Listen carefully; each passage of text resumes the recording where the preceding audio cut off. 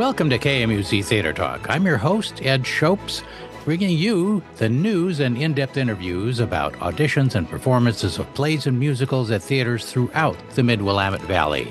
My guests on today's episode are director Robert Salberg and actors Paige, Caballero, and Jessica Peterson from the musical HAIRSPRAY, opening August 16th at Pentacle Theatre in Salem. But first, let's check out the KMUZ Theater Talk calendar for news about auditions and shows happening at your favorite Mid-Willamette Valley theaters. At McMinnville and Newburgh area theaters, Gallery Theatre in downtown McMinnville, despite extending the run through October 10th, The Curious Savage is yet another sold-out show at Gallery.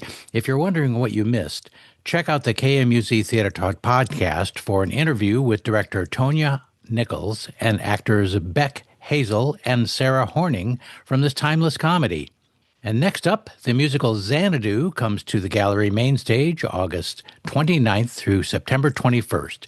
Xanadu tells the story of Kyra, a beautiful Greek muse who descends from Mount Olympus to 1980s Venice Beach to help Sonny, a struggling artist, create his ultimate dream, the first roller disco. But when Kyra falls for Sonny, her jealous sisters interfere, creating a whirlwind of chaos and laughter. Xanadu is directed by Kelly Jansen and Marlon Nutman. Now don't wait to get tickets for this popular musical. It's bound to sell out as fast as the last two Gallery shows. And here's a special treat. Gallery's 57th anniversary gala, Totally Awesome 80s Bash, is set for August 16th to celebrate 57 years of Gallery Theater magic, reveal the 2026 season, and kick off their season membership drive. Get your tickets now at gallerytheater.org. For show information and tickets, go to gallerytheater.org. On Newburgh's Penguin Productions outdoor stage this summer through August 9th is Upon the King, written by William Shakespeare, conceived and adapted by Andrew Philpott. Upon the King is adapted from 8 of Shakespeare's greatest history plays, weaving one continuous story of England's crown as it passes from king to king. From the 100 Years' War with France to the chaos of the War of the Roses, it captures the triumphs, betrayals, and humanity behind the throne as only Shakespeare can tell it. For show information and tickets, go to the Penguins on Stage webpage. For the Greater Salem area theaters, at Bridgetown Conservatory in Salem, registration is open for the fall term of Bridgetown's college prep class running September 13th through November 1st. These classes aim to give high school students the skills and training they need to successfully get accepted at their college theater program of choice. Bridgetown students have had a remarkable 100% acceptance rate for the past 3 years running after attending college prep classes at the Bridgetown Conservatory Studio in downtown Salem. Go to bridgetownconservatory.org and Facebook for info about college prep classes and for links and tickets to Bridgetown performances. At Kaiser Homegrown Theater, after a summer break, The Lion in Winter by James Goldman and directed by Linda Baker will close out Kaiser Homegrown's 2025 season, November 1st through 16th. Comedic in tone, dramatic in action, The Lion in Winter follows the Plantagenet family who are locked in a free-for-all of competing ambitions, set against the backdrop of a medieval Christmas. As the oft-imprisoned Queen Eleanor says, "Every family has its ups and downs, and this bunch of royals is no exception." For show information and tickets, go to kaiserhomegrowntheater.org and their Facebook page. At Pentacle Theatre in Salem, the popular large-cast musical HAIRSPRAY comes to the Pentacle Theatre stage August 15th through September 6th. Set in 1960s Baltimore, this Tony Award-winning family-friendly show is directed by Robert Salberg. HAIRSPRAY is sure to be a solid hit musical, so get your tickets now at pentacletheater.org before it sells out. And just a note, opening night is already sold out. In this week's interview segment, I'll talk about HAIRSPRAY with director Robert Salberg and actors Paige, Caballero, and Jessica Peterson. It's a fun interview, so stay with us. On the Pentacle Theatre call board, director Karen McCarty will hold auditions August 23rd for In-Laws, Outlaws, and Other People That Should Be Shot by playwright Steve Franco. This holiday show runs November 21st through December 13th. See the pentacletheatre.org website and Facebook page for tickets, audition information, and to sign up for acting workshops. Struts and Frets Community Theater presents Shakespeare's A Midsummer Night's Dream, September 4th through 6th at the River's Edge Amphitheater in downtown Independence. This classic comedy is beloved by all ages and features a cast of experienced and energetic performers, so don't miss it. See the Struts and Frets Facebook and Instagram pages for show information and reserve your tickets now at eventbrite.com. Theater 33's 2025 Summer Regional New Plays Festival runs through August 10th at Willamette University in Salem. In its 12th year, this regional festival is staging 9 performances of 6 new Pacific Northwest plays in 2 different theaters each week on the campus of Willamette University, and several of these plays are premiering first at Portland State University. Theater 33 is a new play development company that helps Pacific Northwest playwrights develop new plays, either as script-in-hand workshop productions or fully produced shows with lights, sound, props, sets, and costumes. This year's 3x33 full productions will rotate on Willamette's Pelton Theater stage through August 10th. They include The City and the Sea by Paul Lewis. Astoria and the treacherous Columbia Bar are the dramatic setting for this magical musical production. Confabulous, a comedy drama by Susan Faust, experience Geraldine's touching and comedic journey as she fights her dementia with wacky humor and a love of life. And We're All Gonna Make It, also known as Wag Me, a new high-tech thriller by R. Nicholas. The festival also includes 3 short pop-up plays that first open at Portland State University before moving to the Willamette University Putnam Theater. The pop-ups are Coal is King by Quick Jones, running through August 8th, based on a true story about a trailblazer who risks her life for other women working in the coal industry. This one also has a special showing August 2nd at the Capitol Auto Pavilion in Salem. I Want You, a dramatic comedy by Kathleen Cahill, plays through August 9th. It's about a biracial couple who navigate 3 decades of life's challenges with humor and love. And Proper, a steampunk comedy of manners by Angela Gierko, runs through August 10th. Enjoy a delightful Victorian romp as Agatha outwits her chauvinistic rivals. Catch my interview with Theater 33's Tom Nabhan and Susan Coramel on the KMUZ Theater Talk podcast for all the 2025 Regional New Plays Festival details. Or go to theater33.org and their Facebook page for festival details and to reserve your tickets. For the Staten and Silverton area theaters, at Brush Creek Playhouse in Silverton, The Bad Seed by Maxwell Anderson runs August 15th through 31st. On the surface, little Rhoda Penmark is sweet, charming, loved by her parents, and admired by her elders. But her mother has an uneasy feeling about Rhoda when one of her schoolmates mysteriously drowns at a picnic. The Bad Seed is directed by Russell Oliveira. And The Enchanted Bookshop, featuring a cast of students aged 6 through 15, plays at Brush Creek September 11th through 21st. It's written by Todd Wallinger and directed by Jennifer A. Bell. The story is about a plain-looking shop where characters from books magically come alive at night. Go to brushcreekplayhouse.com and Facebook for show and ticket information. Spotlight Community Theater in downtown Staten has announced their 2025-26 season. This summer's Act On Radio show is Fibber McGee and Molly, playing August 15th through 17th. Agatha Christie's Murder on the Orient Express, adapted for the stage by Ken Ludwig, runs September 25th through August 5th. The winter musical is Aladdin Trouble, on stage February 12th through 28th. And Robin Hood and the Other Adventurously Funny Stories closes Spotlight season April 24th through May 12th.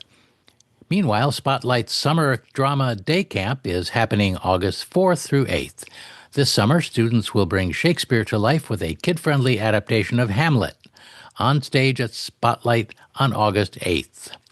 For show information and tickets, see Spotlight's Facebook page and go to spotlightct.com. For the Albany and Corvallis area theaters, on stage at Albany Civic Theater, summer camp students will perform Shrek the Musical Junior, August 15th through 23rd. That's followed by the first show of ACT's 25-26 season. That's Noel Coward's classic comedy Blithe Spirit, and it's directed by Shauna Kifuk and runs September 19th through October 4th. It's back. That's right, fake blood fans. The popular cult comedy Evil Dead the Musical returns the Splash Zone to Albany Civic Theater's stage October 24th through November 8th as a special event show. Check out the September 6th, 2024 KMUZ Theater Talk podcast for an interview with director Joanna Spencer and actors Aunt Ash and James Murray, who reprise their roles this October in Evil Dead the Musical. For show information and tickets, go to albanycivic.org and Facebook. At the Mid-Valley Musical Theater in Albany, Walt Disney's Tarzan the Musical, with music by Phil Collins, runs August 7th through 16th at the Albany Performing Arts Center. This family-friendly show is directed by Diane Allen with music direction by Eric McCurdy and features Brandon Allen as Tarzan with Rose Davis and Debbie Klutz double cast as Jane. For show information, tickets, and audition details, go to mvmtheater.org and Facebook. At the Majestic Theater in Corvallis, September 26th through October 5th, The Great Gatsby by F. Scott Fitzgerald and adapted by Simon Levy will be on stage at the Majestic Theater. Director Laura Blackwell brings the breathtaking glamour and decadent excess of the jazz age to the stage in F. Scott Fitzgerald's classic story. On the Majestic Theater call board, open auditions for The Producers, the Broadway hit musical by Mel Brooks, are set for August 4th and 5th at the theater in downtown Corvallis. Rehearsals start August 18th, and the show runs November 7th through 23rd. To sign up for an audition slot and for show information and tickets, go to majestic.org. At the Mid-Valley Colleges and Universities, Chemeketa Community College's Theater Under the Stars presents Disney's Mary Poppins through October 7th at the Jerry Frank Amphitheater in Salem's Riverfront Park. This beloved musical is directed by Stephen Munshaw. Check out the KMUZ Theater Talk podcast for my interview with choreographer Christopher Dean and actors Megan Smith and Benji Burgess about this practically perfect in every way family-friendly musical. For tickets, go to eventbrite.com and search for Mary Poppins at the Jerry Frank Amphitheater. And that's a wrap for today's KMUZ Theater Talk calendar for plays and auditions at your favorite theaters. If your Mid-Willamette Valley Theater has a play or audition coming up that's not on our calendar, please send it our way at kmuztheatertalk@gmail.com. Coming up after the break, director Robert Salberg and actors Paige, Caballero, and Jessica Peterson join me to talk about the popular large-cast cult musical HAIRSPRAY that comes to the Pentacle Theatre stage August 15th through September 6th. That's headed your way right after this. Wow, public radio service has been all over the news lately, right? Ever since Congress cut federal support for the Corporation for Public Broadcasting, public radio stations nationwide have lost their federal grant funding. However, KMUZ Theater Talk and KMUZ FM have always relied on direct support from listeners and sponsors throughout our community, and not the federal budget. It's your generous support that keeps KMUZ FM on the air and KMUZ Theater Talk coming your way. That's why I'm asking you once again for your help. Please go to kmuz.org today, click the Donate button, and become a sustaining donor or make a one-time contribution that fits your budget. And thank you for supporting KMUZ Theater Talk and your commercial-free, all-volunteer, community-funded radio station. My guests today on KMUZ Theater Talk are director Robert Salberg and actors Jessica Peterson and Paige Caballero from the Pentacle Theatre production of the musical HAIRSPRAY, opening August 15th and running through September 6th. Welcome to KMUZ Theater Talk, you guys. Thanks so much for having us. Glad to be here. Thank you. Robert, HAIRSPRAY is probably one of the best cult musicals ever put on stage. Tell me about your vision for how it's going to be run at Pentacle Theatre. Well, it is a giant undertaking and has a large cult following. There's been many iterations of it, from the original John Waters film to the Broadway adaptation to the movie adaptation to the NBC Live adaptation. So there's all kinds of different interpretations, especially of Tracy's mom, Edna, and very famous people taking on some of those roles. But my vision for our HAIRSPRAY is how we can fit this story in our small space, being representative of the community that we have in Salem that needs to tell the story in a really fun, uplifting, and colorful way from the first moment to the last moment of this show. It is a huge cast, 38 people I counted on your cast list. That is remarkable, especially on, a small stage like exists in almost every community theater here in the Mid-Valley. What's the biggest challenge working with a large cast like that? Well, with a summer musical, there's been lots of conflicts, and I kind of knew that going in. So just kind of wrangling people's schedules and making sure that we have enough time to get done what we need to get done, while at the same time honoring people's other commitments. That's always a struggle, just regardless of when you're doing a show, but summertime shows are even a little bit more schedule crazy. And trying to fit 38 people in several large cast dances is always a challenge as well.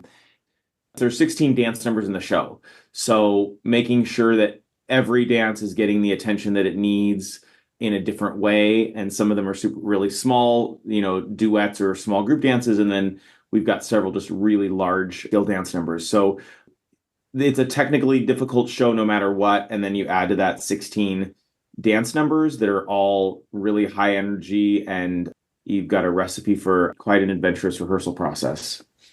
Paige, you're playing Tracy Turnblad, who's the center of this story. For listeners who aren't familiar with this story, can you give us just a little recap of Tracy's story and how she navigates through some of the challenges in the show? Tracy is a teenage girl who loves to dance and has all sorts of friends in the community and really dreams to dance on the Corny Collins show, which is the main dance show in Baltimore at the time, and is bothered by the fact that her friends can only dance one day a month on Negro Day, and wants to fight for what's right and really goes out there and makes a splash in her own way. That's been like her big goal, is to be on the Corny Collins show. That was like any teenager's dream, to be on even the local version of American Bandstand, right? Yes, absolutely. So she has relationships with her friends, but she also has a special relationship with her family. Tell us a little bit about that. Yeah, Tracy is very close with her big characters of parents. So her parents, Wilbur and Edna. Wilbur owns a joke shop below their apartment and is quite a character. And Edna hasn't left her house in 10 plus years and is a laundress. And in building this world that Tracy's trying to find, she brings her parents out into what she's experiencing and gets to see how her kind of homebody parents experience the real world in the 60s and all of the challenges that come with that. And Robert, Edna and Wilbur are two huge personalities in this show. Who are the actors that are playing those parts? So Scott Ramp is playing Wilbur, and a new actor to Pentacle named Michael Luladakis is playing Edna. Why are these parts so famous in this show? The history of Edna's character is John Waters was great friends with the drag queen Divine, and Edna was kind of written specifically for Divine, and Divine passed away shortly after Hairspray. And that role, I think it can be looked at several different ways. I don't look at it as a drag role, but the drag community, I think that was the first. I think that was the first role where a drag performer was featured in a way that was positive and in a starring role.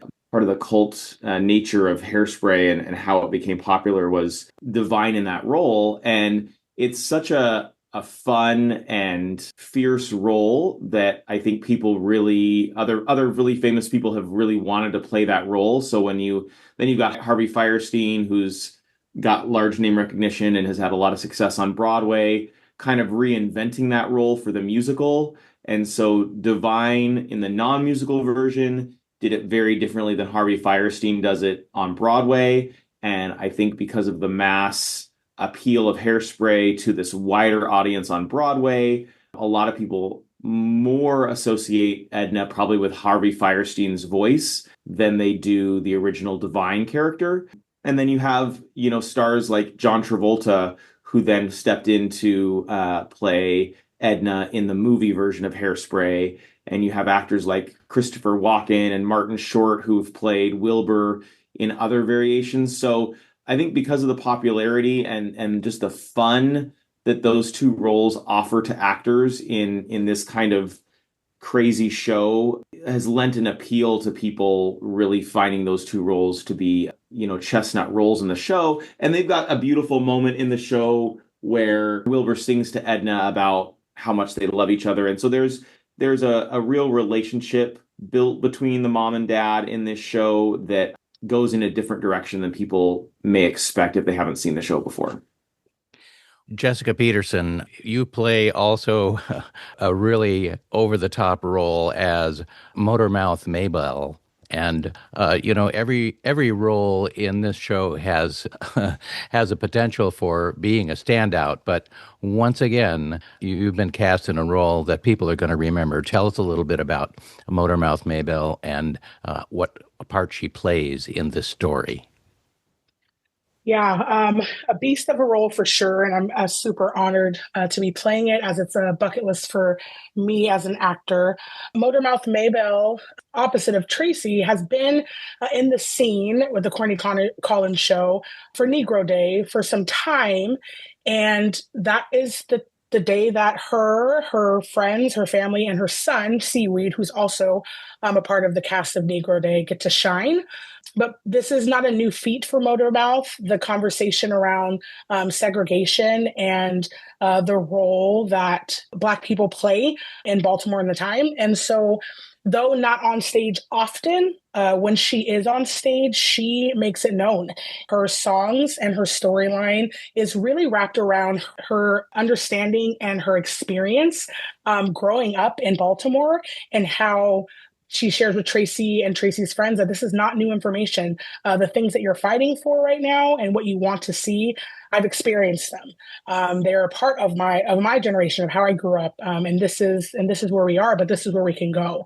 And so I feel like Motormouth really brings together the conversation of what hope could look like, but also perseverance through adversity, and how to do it with love and supporting one another, but then also calling a spade and calling out the hatred and the divisiveness. You've got to have a featured song in this show, right? I would say two of the songs I do are featured songs for sure.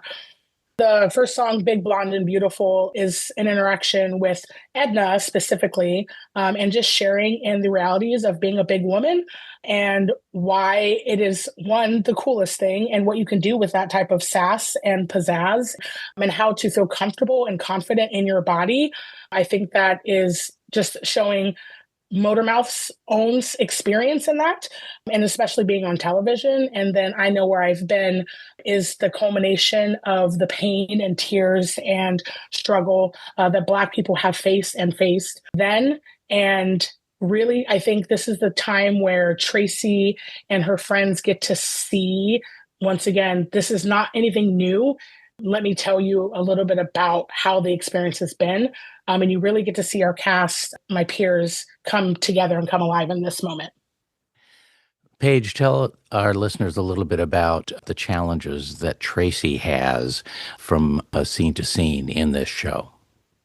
Tracy is big and loud and never stops moving and is really just trying to, at the end of the day, understand and facilitate what's right for her and the people she loves. From an actor's perspective, Tracy is only off stage twice. So, really going through the challenges of understanding these difficult concepts in one scene to falling in love in the next scene to singing a big belty bright song to tap dancing. There's so much change from scene to scene, and I think that's portrayed through Tracy's character as well as through myself as an actor.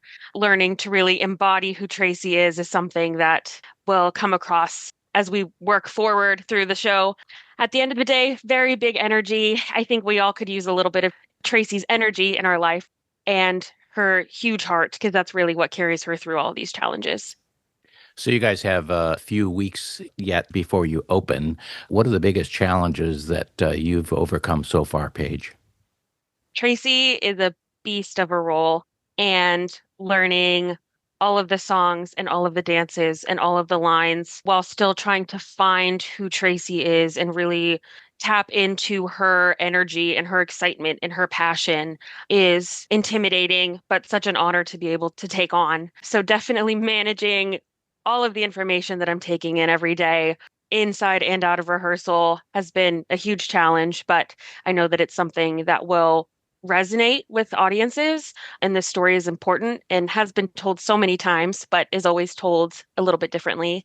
And I think that the way that we are going to tell the story will be relevant to today and our community that we are in Salem. So I know that myself and other castmates have had these kinds of challenges along the way, but I know that the story is worth it and we will overcome, and it will be a memorable experience for anyone who gets to be able to come see it.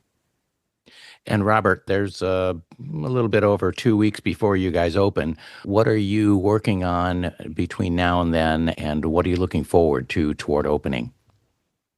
Yesterday was the first rehearsal we had in the theater, so that was really exciting to see our set and be able to work on restaging the dances. So it's pretty amazing the work we did before we got to the theater really set us up for success yesterday. So I felt yesterday was I was going to yesterday with that it was going to be super challenging to restage that all of those numbers, and actually yesterday went super smooth. So that was great. But we have a very large specialty prop that was delivered yesterday that we got to work with for the first time and get a handle on that. So yesterday was a lot of throwing some new things at us, and we've gotten them pretty early in the process. So I'm feeling like we're going to have enough time to really get those things squared away. We are going to spend this week getting ourselves acclimated to the space and all of that. The next big thing we're going to add is musicians next week. So we have a live pit that's being arranged by the River City Rockstar Academy. They will join us next week. You know, this week's going to be spent a lot just integrating our show on the stage with the dancing and all of that. And then next week will be a big week where we add the musicians before we start doing dress rehearsals the following week. So we're layering the difficulty. And right now I feel like we're in a progression that we're going to be ready for the next thing when we get there. Well, you've directed a number of large cast musicals at Pentacle Theatre and at CET, and you have a lot of experience under your belt. What's been the biggest challenge for you in putting this show up compared to, say, Shrek or something like that you've done in the past? With this show, I have spent the better part of a year getting ready for this show, and a lot of it was on the production team side. And because Pentacle doesn't have a strong track record of having diverse casts on stage, part of my desired goal was to have a production team that was also diverse to represent the show overall. So with this show, we have 3 choreographers, a hair team of 2, 3 people heading up backstage. And so I did a fair amount of recruitment of a team, a creative team that would be ready to take on the challenge of putting the show together by the time we had a cast. And so our choreographers, Ashley Denkenbring, Dee Montgomery Smith, and Charles Fentroy, they started doing the choreography for this in March, and they didn't start the choreography until the beginning of June. And so they spent a lot of time prepping for the dance, which was really necessary. The person that's building the specialty prop, he started on that in April, I believe, to be ready. But all of those things have been in the long-term planning stages. So there's been some long-term planning on this show that has brought us to this moment. And that's probably been one of the harder things, is trying to get people to sign on to something that feels like so far away, but from the directorial perspective is really important to me to have down early. So that's always somewhat of a struggle as a director, but with this show particularly, it started much earlier than normal. Well, congratulations on that. Bringing more people and new people into any theater community is really important. I think involving a broader number of our community is really quite an achievement. Thanks for that. Every community theater is working with that nowadays, and I think this is one of the most perfect shows to broaden our diversity in the Pentacle Theater workspace. I have to say, and I know that I'm biased in this opinion, but I don't think I'm wrong. I don't believe anybody is ready for what is about to hit them on August 15th. When I saw Jessica's Big Blonde and Beautiful, I knew immediately the roof is literally going to come off of that place when Jessica sings that song. And the ensemble that backs her up are equally strong, but it's going to be something like Pentacle's never seen. And I think lots of directors might say that about things, but there's something special in the water with this show. And if people don't get tickets, they're gonna regret it, because people are going to be talking about this for years to come, I think. Well, I've been urging people to get their tickets early because this show is going to sell out. With this show, we've got some additional matinees scheduled, so that's an opportunity, and we really want to sell out our benefits. We have partnered with Be Black Foundation organization, and they have a benefit on the 23rd of August, and they helped with recruitment and getting the message out about the show. And I think Jessica could add, being involved with that organization, Jessica could add more about their mission and kind of how they are making an impact in Salem. But we've got a benefit for Be Black, we've got a benefit for Oregon Spirit Chorus, we've got a benefit for Howard Street Charter School, and a benefit for CET. So all of those organizations have opportunities to fundraise for the show, but I felt it was really important to team up with an organization that serves the Black community in Salem, and Be Black stepped up and did great work for us beforehand. And I know that this is, I think, their first official kind of fundraiser as well. So Jessica, I don't know if you want to just touch on maybe a little bit more about Be Black and their mission and kind of how they operate in Salem. Yeah, so the Be Black Foundation, Ed, was a foundation I was a founding board member for 3 years ago. It stands for Black Leaders Action Council. And so we are focused on developing generational leadership through business development, education, and youth and community networking. And so when Robert asked about partnership, a lot of that had to do with how do we connect with the Black population. A lot of people say in Salem, there's not a Black neighborhoods. They assume it's just because they're not always in one spot. And I think our organization seeks to bring to light some of the amazing things that happens within our community, within Marion and Polk County, by supporting businesses, by showing up for our students and our parents within the school district, and then by putting on community events. And so, yeah, our fundraiser night is actually almost sold out, which I'm super grateful for. It is our first fundraiser. So August 23rd at 2 p.m., you can come and hear from some of our team about the work that we're doing in Marion and Polk County. Great. That is fantastic. Jessica, a quick question for you. As Motormouth Maybelle, you have that Big Blonde and Beautiful number, and you have backup girls in that number. Tell me about that. Yeah, so we have our Dynamite girls, and then also the other Black ensemble who Honestly, it is. It's just a hyped up song, and the choreography is gorgeous and a lot of fun. I think that the Dynamites bring another element. I would say it's similar to what we've seen in Little Shop of Horrors, where they continue to add that zhuzh in a good way, right? Along the way with Tracy and her friends and the rest of the show. I will echo what Robert said about this show. And I don't know if you knew this, Ed, but this is actually my first Pentacle show. And so when I said, yes, I wanted to be a part of this, you just don't know until you get into the space. And I walked out of that read through just blown away by the level of talent and joy and just natural ability that came into that space. And so I am so excited for everyone to come see this show. I do agree with Robert that this is a positive cultural shift in a way that I think Salem has never experienced. And I'm just super blessed to be a part of it.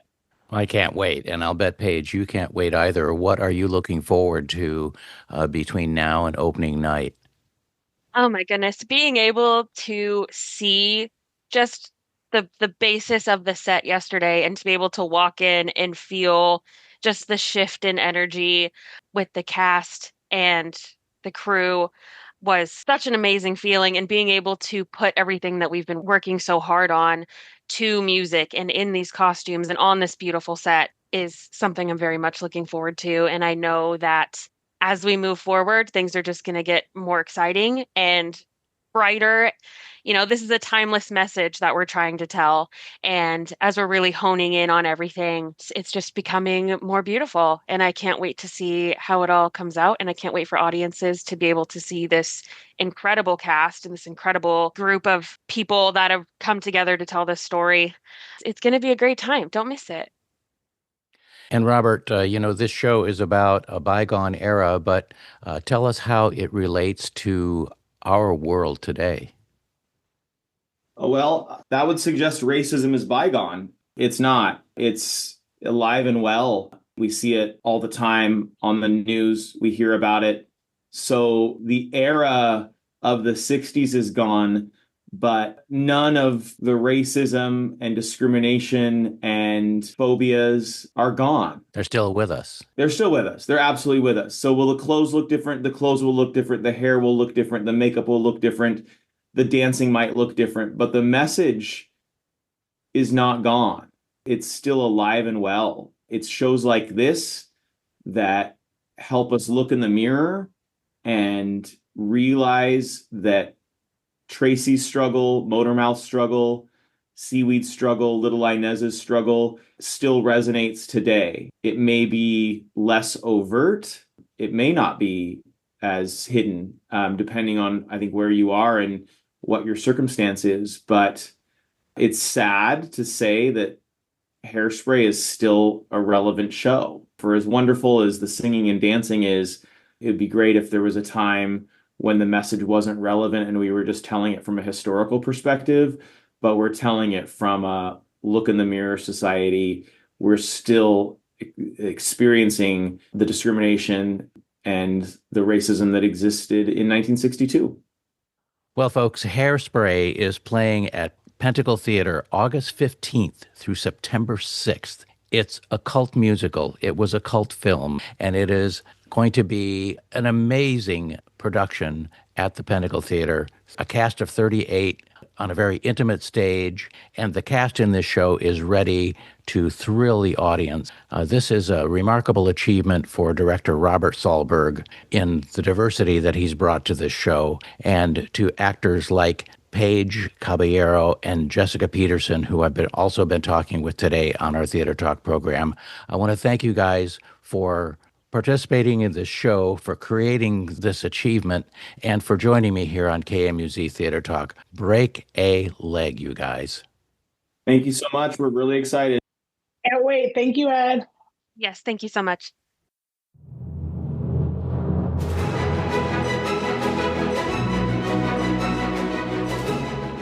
It's time to wind up today's KMUZ Theater Talk program. Thanks a million for listening.